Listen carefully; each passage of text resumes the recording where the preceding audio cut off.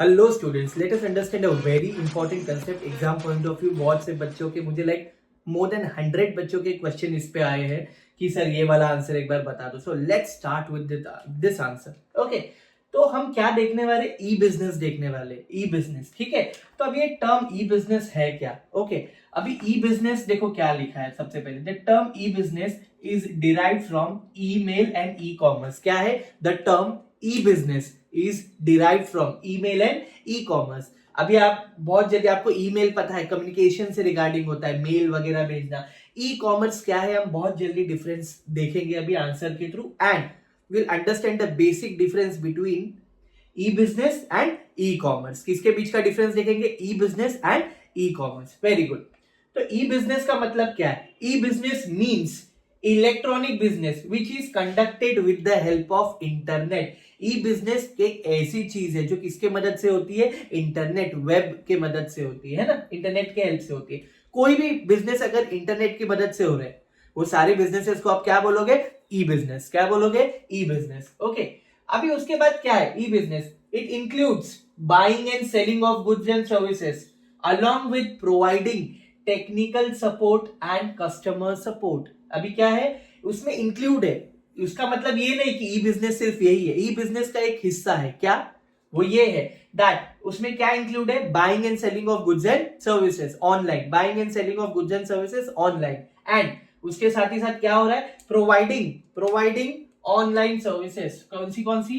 Technical service और customer support. आपको पता है टेक्निकल यानी आप अगर कोई सॉफ्टवेयर वगैरह खरीदते हैं तो सॉफ्टवेयर में अगर आपको कोई फंक्शन नहीं समझ आता है तो आप कॉल करके टेक्निकली सपोर्ट लेते हैं, जैसे टेली हो गया या कोई भी ऐसे सॉफ्टवेयर हो गया।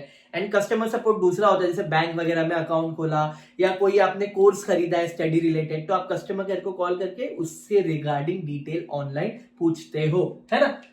उसके बाद the term e business includes, क्या लिखा है? सिंपल देखो, the term e business includes all the business which are done through internet. सारे बिजनेस आते हैं ई बिजनेस के अंदर। ई बिजनेस के अंदर वो सारे बिजनेस आते हैं जो किसकी मदद से होते हैं? इंटरनेट। हमने पहले ही देखा। नाउ वेयरएज ई कॉमर्स क्या है? आपको चेंज वर्ड का दोनों का मतलब अलग है।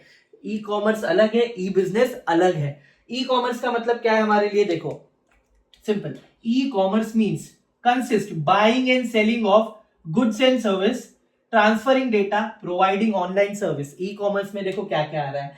बाइंग एंड सेलिंग आ रहे, खरीदना बेचना गुड्स का, है ना। दूसरा डेटा ट्रांसफर, इंफॉर्मेशन होती है, डेटा होती है, कंपनी टू कंपनी ट्रांसफर करती है वो data, and providing online services. ये कौन सी सर्विस है? ऑनलाइन सर्विस है ना। लॉयर की भी हो सकती है, ऐसे डॉक्टर की भी हो सकती है, कंसल्टेशन सर्विस, डॉक्टर की बोल रहा हूँ, टीचर की टीचिंग सर्विस, सारी चीजें ऑनलाइन सर्विसेज में आते हैं। जो गुड्स नहीं है मतलब दोज आर व्हाट? सर्विसेज, है ना।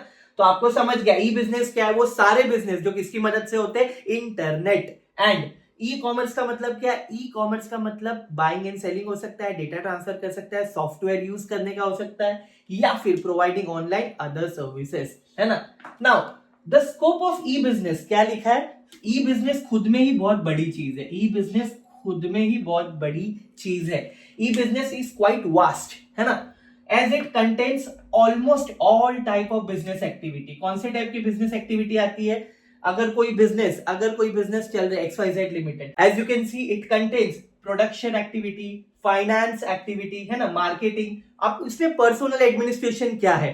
पर्सनल एडमिनिस्ट्रेशन का मतलब अगर देखो कोई बिजनेसेस को स्टाफिंग की नीड हो, बिजनेस में स्टाफिंग चाहिए होगी, एम्प्लॉय सिलेक्ट करना, या बिजनेस में कोई मैनेजरियल डिसीजन लेने हैं, तो वो पर्सनल एडमिनिस्ट्रेशन में आता है। उसके बाद है मैनेजरियल एक्टिविटीज। क्या है? मैनेजरियल एक्टिविटीज, जो आपके लिए एक डेडिकेटेड चैप्टर है जिसमें आता है planning, organising, staffing, directing, coordinating and controlling. ऐसी चीजें भी बिजनेस ऑनलाइन सर्विसेज के थ्रू ले सकती है। ओके, ऐसे स्पेसिफिक ऑनलाइन सर्विसेज प्रोवाइड होती है।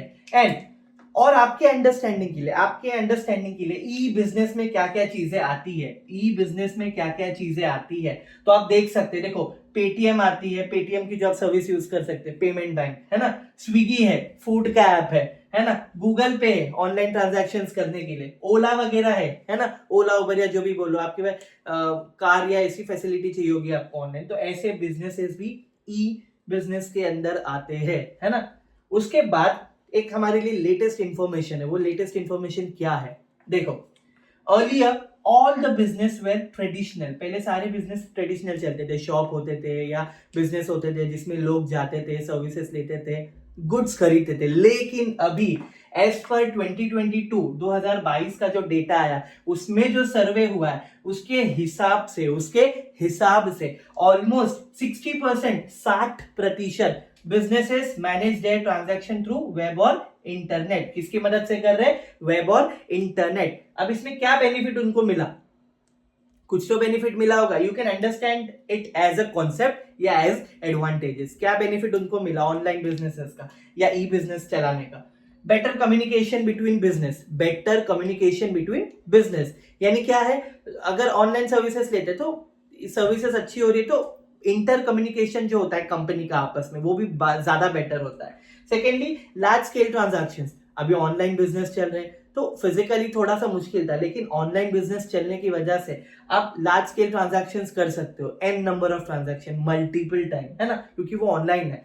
Next is easy access to large customer, obviously हम लार्ज कस्टमर्स तक पहुंच सकते हैं, रीच कर सकते हैं, because we are using data, internet का स्कोप ही बहुत वाइड है ना। नेक्स्ट इज लार्ज स्कोप, देखो उससे रिलेटेड है लार्ज स्कोप, यानी ई बिजनेस सिर्फ इन्हीं से रिलेटेड नहीं है, there are hell lot of activities including electronic business. Okay, next is cost reduction, बहुत सिंपल सी बात है, यू नो ट्रेडिशनल बिजनेस खोलेंगे तो उसका कॉस्ट बहुत ज्यादा होता है बिजनेस सेटअप कंपेयर टू आपके ई बिजनेस, उसका सेटअप आपको कंपैरिजन में कम लगता है ना, और स्पेस भी कम लगती है। फ्लेक्सिबिलिटी की अगर बात करूं तो आपके ट्रेडिशनल बिजनेस के टाइम ड्यूरेशन बेसिक क्या होने चाहिए, जो वर्किंग आवर्स या डे टाइम होता है, लेकिन अगर आप ऑनलाइन बिजनेसेस या इलेक्ट्रॉनिक बिजनेसेस खोलते हैं उसमें फ्लेक्सिबिलिटी है, 24/7 आप कभी भी वर्क कर सकते हैं, understood. After that cheaper than traditional market, आप देखोगे लोग आजकल ऑफलाइन की जगह ऑनलाइन पे क्यों स्विच कर रहे हैं, because what ever quality of goods or whatever quality of services they want, they are getting in cheaper or less amount compared to offline, है ना, तो लोग ऑनलाइन ज्यादा प्रेफर करते हैं, है ना। उसके बाद कंपटीशन, ऑब्वियसली हमारा कंपटीशन कम हो जाता है, बिकॉज जब हम ग्लोबली कनेक्टेड होते हैं वाया इंटरनेट और समथिंग, तो पहले से हमारा बिजनेस ज्यादा एक्सपैंड या ग्रो कर रहा होता है, तो हमारा कंपटीशन क्या हो सकता है, इससे रिड्यूस हो सकता है, पर ग्लोबल मार्केट में कंपटीशन बढ़ता है। Okay, next is customer data and global access, obviously बात है हम इंटरनेट के थ्रू कनेक्ट है तो हमारे पास लार्ज नंबर ऑफ डेटा आएगा कस्टमर का, plus in addition to that हम ग्लोबली एक्सेस कर सकते हैं, डोमेस्टिकली भी एंड इंटरनेशनली भी, और हमारे बिजनेस को ऑब्वियसली जो डोमेस्टिकली सेल भी कर सकते हैं या outside of the country. Hope आपको कंसेप्ट क्लियर है, थैंक यू।